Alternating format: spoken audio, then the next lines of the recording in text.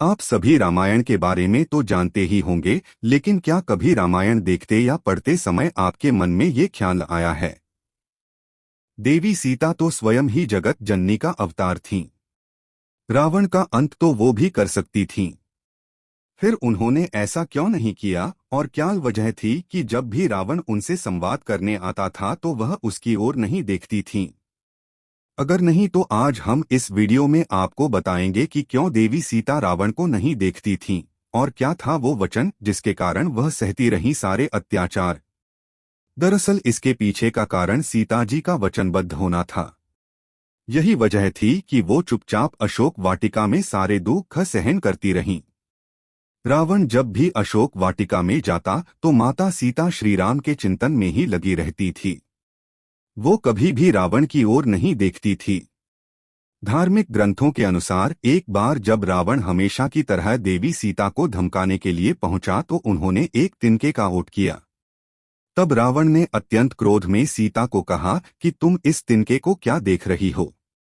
मैं तुमसे सीधा संवाद करता हूं, लेकिन तुम हमेशा एक तिनका उठाकर उसे ही घूर घूर कर देखने लगती हो। तब सीता माता के आंखों से आंसू बहने लगते हैं। रामायण के अनुसार जब रावण किसी भी तरह से देवी सीता को धमकाने में सफल नहीं हुआ तो वो श्रीराम के रूप में देवी सीता के सामने पहुंचा, लेकिन तब भी माता ने उसकी ओर नहीं देखा।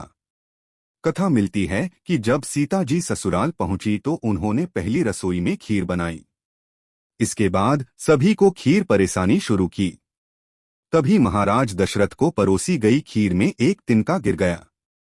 देवी सीता ने सोचा कि आखिर खीर से वो कैसे निकालें। तब उन्होंने तिनके की ओर घूर कर देखा तो वह जलकर राख हो गया और एक बिंदु के समान हो गया। खीर में तिनके का हाल किसी ने नहीं देखा, लेकिन राजा दशरथ ने सब कुछ देख लिया था। उसी पल वो देवी सीता के प्रताप से वाकिफ हो गए थे। जब सभी अपने अपने कक्ष में चले गए तब उन्होंने देवी सीता को बुलाया। दशरथ जी ने कहा कि उन्होंने सीता का प्रभाव जान लिया है। वो जान चुके हैं कि वो जगत जननी का अवतार हैं। लेकिन फिर भी आप मेरी एक बात का ध्यान रखिएगा कि जिस तरह से आपने तिनके को देखा था उस तरह कभी भी किसी शत्रु की ओर घूरकर मत देखिएगा। राजा दशरथ की उस बात के चलते ही सीता जी ने कभी भी रावण की ओर नहीं देखा। अन्यथा जिस क्षण वो रावण की तरफ देख लेती वो उसी पल वो भस्म हो जाता। इसलिए जब भी रावण आता था तो देवी सीता महाराज दशरथ की बात याद करके तिनके का ओट ले लेती थीं।